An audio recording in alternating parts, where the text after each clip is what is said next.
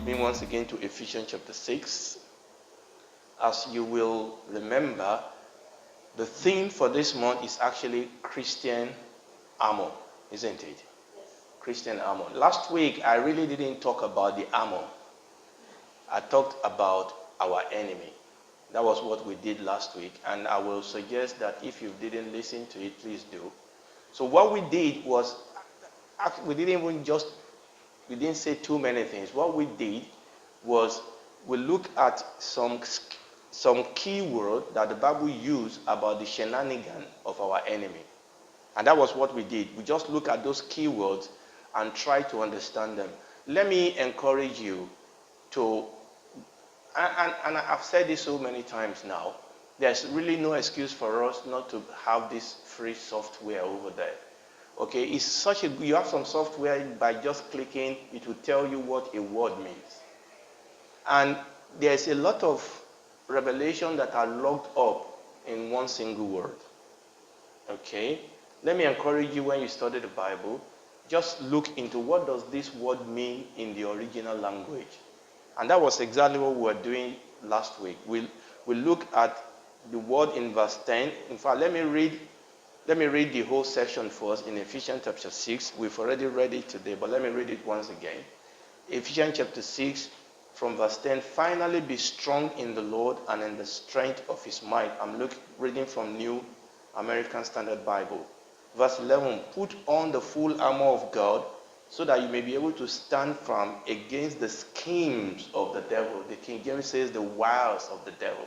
And we look at that word. What does it mean, wiles? Is it just kind of like a chocolate or a biscuit, wiles of the devil?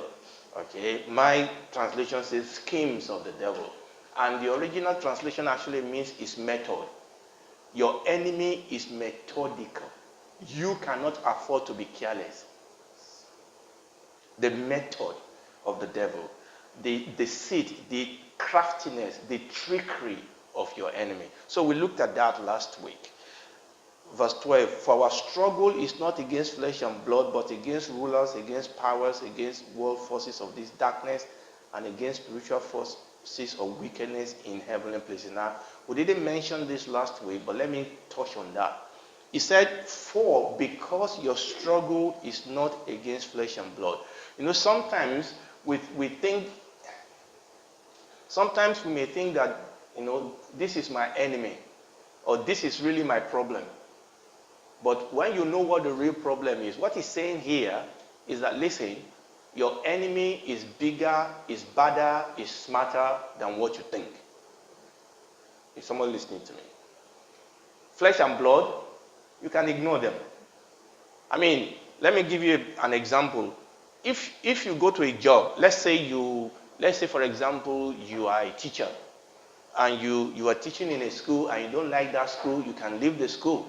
Okay, the head teacher is your problem, or somebody else there is your problem. You can leave and go and get job in another school. But if your problem is the teacher's, what do you call them now? The teacher's body, whatever they call them. Like in my own type of profession, we talked about the GMC. They are the one that actually give you the authority. They are the one that we talk about revalidate. They are the one that give you your PIN number. They can withdraw it. Now, if your problem is with the head teacher, there is no problem. You can leave that place and go to another place. But if your problem is with your body, your teacher's body or your doctor's body, that's it. They strike you out, you are out. And that's what he's saying here. That my struggle, and we could sit down here and say, what is struggle? Now, I'm going somewhere. I want to talk about the armor, so I have to be careful here. Because it's 40 minutes, it's not 400 minutes. So let's go.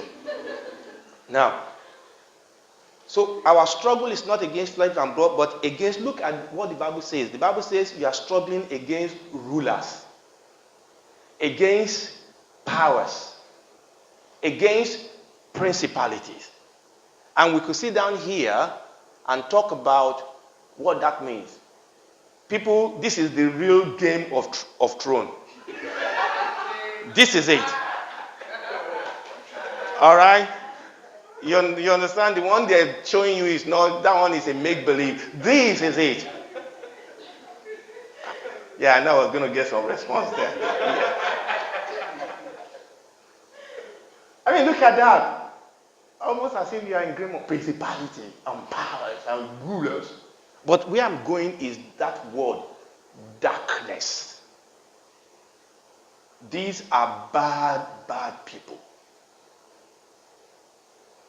They are not just principalities and powers and rulers, but they are principalities, powers, and rulers of darkness of this world.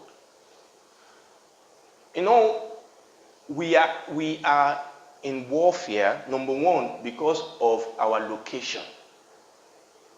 The Bible says that we are in the world. Before we talk about not of it, understand that we are right in the middle of the darkness of this world. The Bible says that the whole world lies in wickedness.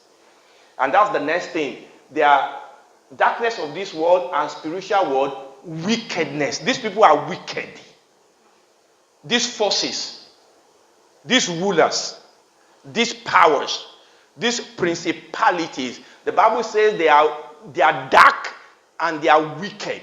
So the reality of our warfare, number one, stems from our location, where we are. The darkness of this world. Let me read something out to you that I got from some of my readings. It talks about darkness. I hope I'll be able to go back from where I'm coming from. It said darkness is an emblem of ignorance, mystery, sin, and no description could be more accurate than that of representing these malignant spirits as ruling over a dark world. The earth is dark, wretched, ignorant, and sinful. And that is where we are. That is one of the reasons why we are in a warfare. The second reason is because of what or who we represent as Christians. Number one, you are in the enemy's territory. I mean, today, it's almost like, if you go and watch football. Okay, let me give you another example. Where I came from in Nigeria, there are sometimes when people just hated police and they begin to lynch police all over the place. If you are coming from work and you are fully dressed as a policeman, what do? You remove your uniform. Is someone listening to me? It was just like Peter when somebody said you are one of his disciples. He said, no, Emike, no, Makobamio. And the guy said, I know you. In fact, your intonation gives you, and the guy started cursing himself. And this is the problem. We are in the enemy's territory and we stick out like a sore thumb. Because of what you represent, because of the person you belong to. Listen to me. Let me say this here to me and to you. You may think that you are hiding your Christianity. You may be hiding your Christianity from your friends or from your neighbors or from your classmates. You are sticking out in the realm of the spiritual. You are sticking out like a sore thumb. They know you. You understand what I'm saying? If you are born again, they know. You have something on your head that gives you away. So whether we like it or not, we are in warfare. But we are going somewhere. So the Bible says that these are the people we are struggling against. But let me also say something. And this is the issue actually. Oftentimes, we turn this thing the other way around. Actually, we are the one that is attacking. The Lord Jesus said, I will build my church and the gate of hell will not prevail. What we tend to think is that he will build his church and the gate of hell will come against it. No. A gate doesn't move. A gate is the power of hell. I will build my church. Understand that, and I was thinking I was going to do this, but we can't do that. Understand that one of the pictures of the church is an army. An army that is on the move. The church is marching on. The gate of hell will not prevail. We need to understand that the church of God is a moving, marching church. The church of God is not a sitting church. We are not a sitting duck and waiting for the enemy to come and attack us. The church of God is a dynamic, moving church. You go into an environment you want to. You know, when I graduated as a doctor, medical doctor back in Nigeria, my first job, what we call house job, we call it. After I finished in the university, I decided I was going to go to not my hometown, but to an area in my hometown. I want to go and do my first job there. So when I went there to introduce myself, I mean, I was not starting yet. I just went there to see the head of the hospital to introduce myself to him. And when I did, I took all, you take all your documents and things so that they can do some paperwork while they're waiting for you. After I left his office, I started going around the hospital and said, are there any Christian here? Is there any Christian fellowship here? And before I got there, everybody knew that a Christian doctor was coming. Nobody knew me, but I was going from word to word. I said, look, I'm coming. I said, yeah, I'm coming very soon. I just want to know who are the Christians here. You know the reason why I told you that story? Anyway, they showed me some Christian and things. The first night I spent in that hospital, they almost killed me. Because I've introduced myself that I was coming. So the first night, I slept, and somebody came. It's never happened to me before, and started choking me. I thought, oh my God. I thought these people were going to wait for me, and I got angry. And they told me a story about people that have run. In fact, the fellowship by that time was dead. Because people that led the fellowship, some went mad, some people. In fact, they said somebody ran mad in the middle of fellowship. So I was telling people, I said, let's come together. People were afraid. They don't want to come. I said, okay, guys, let's understand this. If anybody is going to run mad, it's going to be me. They said, okay, fine, we'll come. As long as you are going to be in front, people will follow you. Amen. I mean, I'm talking about the church. The church is an advancing church. Okay? We take territory. We demand answers. We demand that the enemy give up, cough out whatever he has taken. That same hospital I was telling you about, every single weekend, people will die all over the world. I mean, people die in hospital, but children will die for no reason. And we started saying, no, something is wrong here. We are not going to allow it. We started coming against the gate of hell. And that is what the church is. Okay, let's continue. So these are the people we are dealing with. Amen. Verse 13, he said, therefore, and so the therefore is what we are going to do today. Okay? The foundation is what we laid before. The therefore is what we are going to do today. But before we dare the therefore, let's go to verse 16 because we did mention verse 16. He said, in addition to all, taking up the shield of faith, with which you shall be able to what? Extinguish the flaming arrows of the wicked. The fiery darts. That the enemy is not playing games. And we talked about that. Let me, for the purpose of those people that were not here, let me give you what that means. The fiery dart. The fiery dart, it talks about an arrow that have a burning head. Okay? An arrow that when it hits a plate, it sets it on fire. Okay? And that fiery, that's what that fiery means. And that arrow is talking about a missile, a javelin. So the arrow, we are talking about weapons of extremely bad mass destruction. You see, in those days, they didn't know what is called a cruise missile. And that's why he said arrows. Actually, what he was talking about is these are bad destructive powers. And that is what we are facing.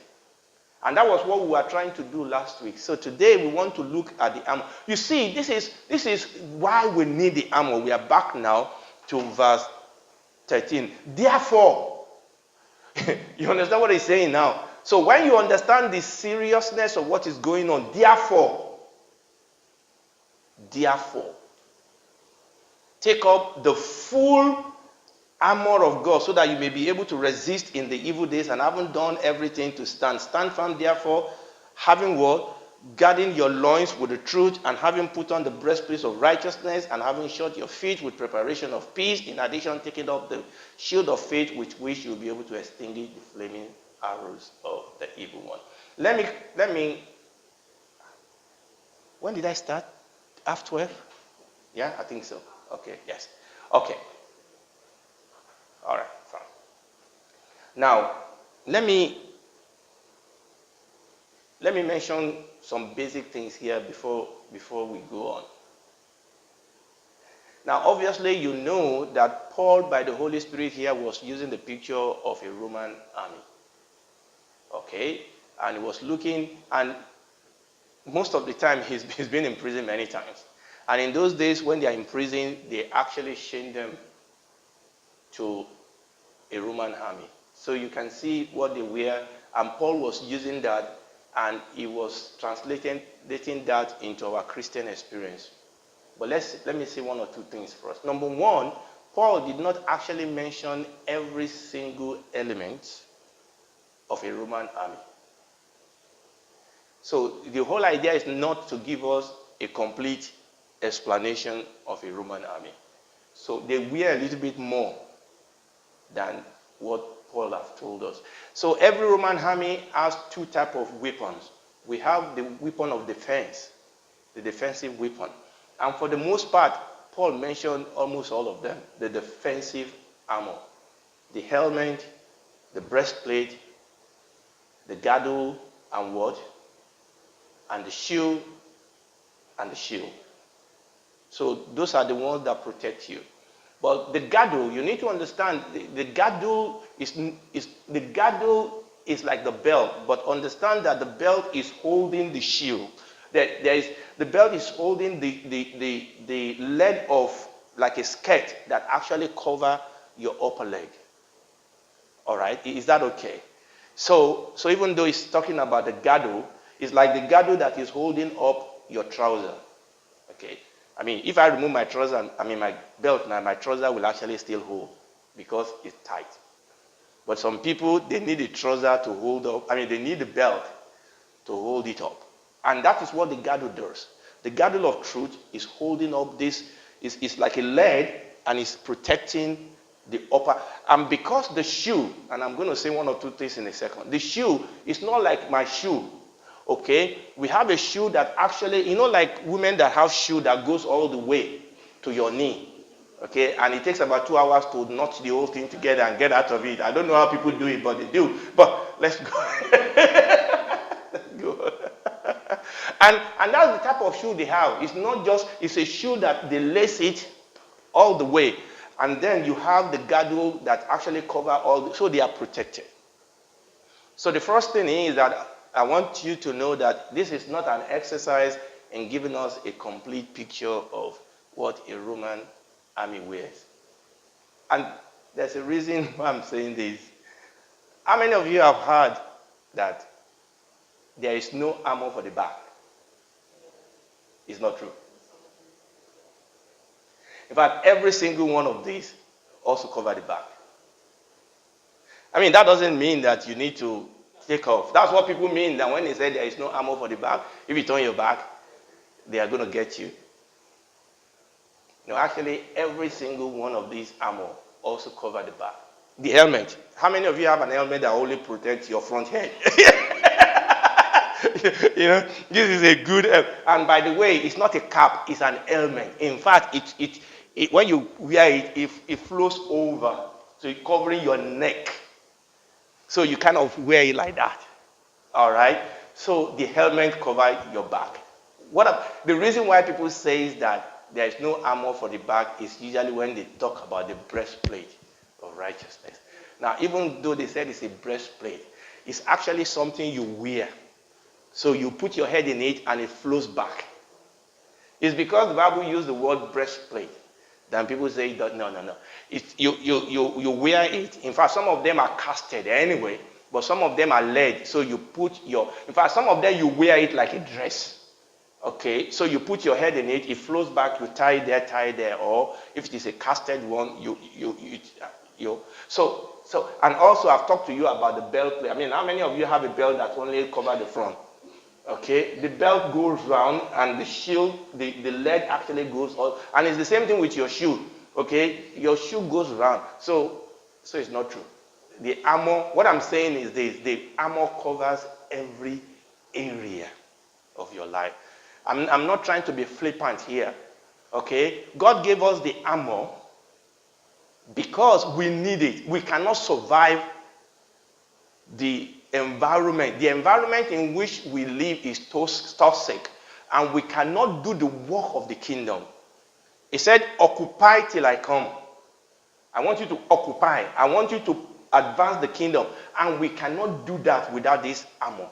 And those armor covers every area of our life or our body. So that is what the body is talking about. So that's why I am not happy to let that go, because when he said put it on, he's talking about putting all that armor to cover every area of your life. The armor of God protects you morning, noon, and night, in, out, wherever. In the exam, you can use the armor, because the enemy is there all the time in every single relationship. Is that okay? Okay? And another thing I want to say is that just like Paul did not actually mention, for example, he mentioned here, he mentioned the shield of faith, he mentioned the sword, he didn't mention the javelin. There are a few number of weapons that they carry that he didn't mention. But just like Paul did not mention every single weapon, Paul did not also mention every single armor of God. Is someone listening to me? He gave us a representative. It's just like when you read 1 Corinthians chapter 12, where it talks about the office, the pastors, the evangelists. When you read other places of the scripture, it gives you, we talk about the fivefold ministry, but when you read other parts of the scripture, it talks about more than fivefold ministry. Okay? So if we go back and see, it talks about the armor. He said, number one, you should stand firm, having gathered your loins with truth. So he talk about truth, talk about righteousness, he talk about the gospel of peace, he talk about the shield of faith, he talk about the word of God. Where is holiness here? I mean, holiness is a big armor. I mean, you could read holiness into any one of those things if you want to. My point is this: there's a reason it just chose those five. All right? And this is the point. Listen, this is the point. That the lifestyle and the provision that God has given us in Christ Jesus, they are not for joke. They will save your life. That every single one of those things, they are armors. They are weapons. They are weapons of defense, and they are weapons of attack. It's not just an issue of we want to talk about it, let's just have an exegesis and let all feel fine. No, these are, when the Ebola crisis, when they were sending people out to where Ebola was, okay, let's go to why Ebola was or was not. That's not the issue. When you are going to respond to an emergency, the first thing they say is that always first be aware of your environment. If a car knocks somebody down and you want to go and rescue the fellow, and you got a car to knock you down, then you can't rescue the individual. So as a responder, the first thing you need to be aware of is to be aware of your environment. So when they were sending people out to Ebola, even though people were dying, they didn't just rush them out there. They took time to train them. And one of the training is, how do you get into this suit? Because your life depends on that suit. Yes, you are going to rescue people with Ebola, but you cannot afford to catch Ebola. So you have to understand the suit. You have to know how to put it on. You have to know how to put it off. You have to know what to do when you are in that suit. And it's the same thing that he was saying. So salvation, holiness, righteousness, faith, forgiveness, all those principles or doctrines or teachings that we see in the scripture, they are not just there for decoration. These are things that we will live by. These are things that we will succeed by. These are things that will give us the victory. These are things that will make us to be able to finish strong. And that is what Paul was saying. That listen, just like that army, it will not venture out. It will not venture out. It will not venture out into war without his armor. It will not. And you dare not. That's what he was saying. You dare not. Because your Christian life, your survival, your deliverance, your everything depends on this. And that was what he was saying. Now, we could sit down obviously and talk about every single one of those things, but we don't have that time. But you and I need to go back and study it. What is salvation? I always say this. Most of us, myself included, we will study about how to become rich, how to do this, how to do that. But these are doctrine, these are pillars that we need to study. And there are materials out there to help us. What is holiness? And the unfortunate thing is that a whole lot of these things have been bastardized. People preach, rather than preach the word, people preach legalism. What is holiness? How long your skirt is. How maroon you speak. God bless you. Let me tell you something.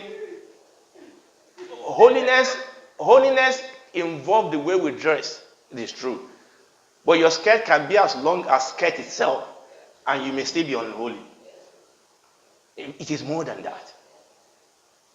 Sometimes people don't preach this thing right. And that is why we are not having the victory. So we need to go. We don't have the time to do it, but the Lord will help us to do it as we move on. What is salvation? The gospel. What is the gospel? What's the gospel? The gospel is about a king that has a kingdom. His plan, his purpose. The king was here. The king is coming back again. The gospel is Christ, him crucified, buried, and resurrected. What is the gospel? What is the truth? I was talking about the truth yesterday at GVC Loughborough, their variety weekend. What is the truth? Truth is not just fact. God is truth. The Lord Jesus said, I am the way, the truth, and the life. So we need to go back and study this thing. What does it mean? Now, let me round up. I'm going to read this. I got it from my study, and I'm going to give it to you. Why is it called the armor of God? Because that is what he said. Verse 13, therefore take up the full armor of God. Now, it is the armor of God not because this is the armor God wears. It is the armor of God because this is the armor God has provided. You know, I was watching some of our war veterans yesterday. I listened to one of them. When you send people to war, you have to protect them. You have to give them facilities, weapons that will make them to survive. It is called the armor of God because it is prepared by God for his people. Number one. Remember, this is not mine. No. saw it somewhere and it ministered to me so much, so I said I will give it to you. Why is it called the armor of God? It is called the armor of God because it is prepared by God for his people. It is called the armor of God because it is bestowed on God's people by him. It is called the armor of God because it is in its own nature divine and spiritual, because you need this armor to fight. I watched one film one time.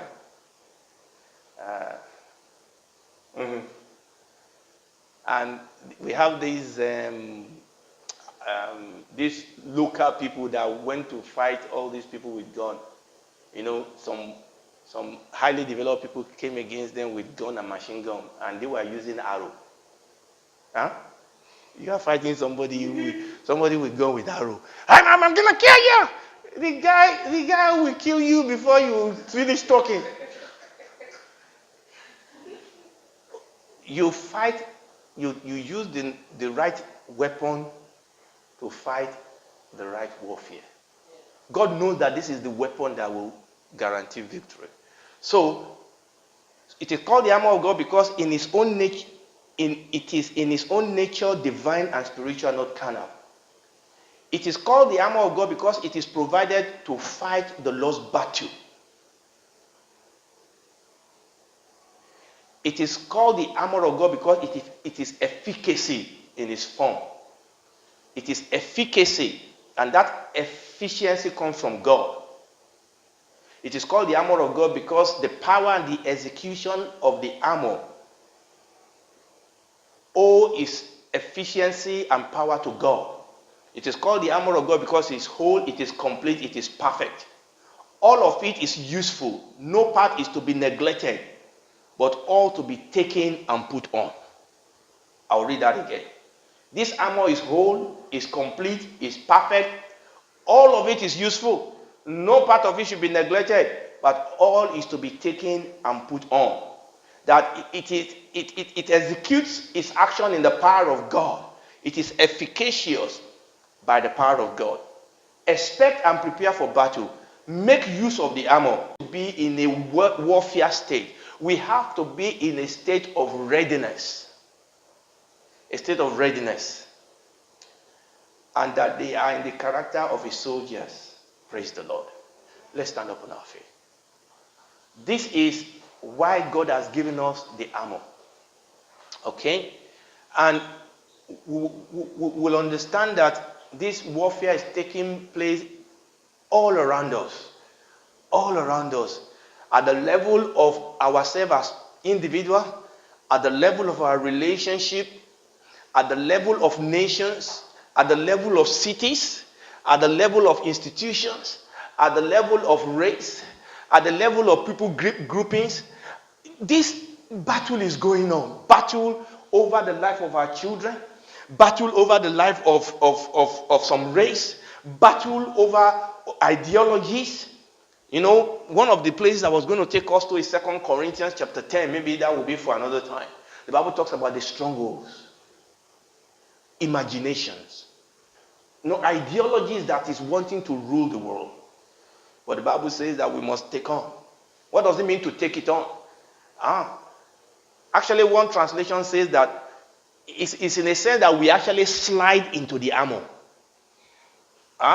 But whatever it is, this is something we have to do intentionally. That you have to take it on. Daily, take it on. Father, we give you praise. We give you praise. We bless your name. Let's thank God for giving us, for being loving enough to give us the armor. But understand that when God gives us the armor, we have to understand how to use it. Don't use the armor to kill your friend. Don't use the armor to kill yourself.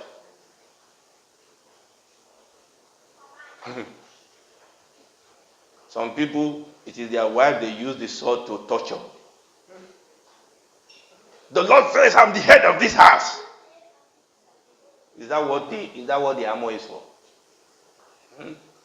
I'll tell you another thing. Some people use the sword to cut themselves. I am no good. They use the word of God to condemn themselves. Deliberate self-harm. Is that what the armor is for? Some people put the armor in the house and they bow down before it every day. They worship the armor rather than wear the armor. Some people talk about the armor like I'm doing now, talk, bobo, rather than wear it and walk and do exploit with it. The Lord will help us. Amen. Father, we pray, oh God, that you would train us. That you would train us, that you would teach us. It's a training, people. It's a training. It's a training. It's a training, and it's a training we have to seek after. We have to. The Bible says from the day of John the Baptist, even up till now, the kingdom of God suffer violence, and the violent take it by force. He's talking about believers violently saying, look, God will have to use me. I will have to see the power of God, like Gideon, like all the men of faith that said, look, God, I've seen you in your word. I will have to see you. I will have to see your goodness. You will have to flow through me. I will have to be your witness. I will have to see testimony in my life.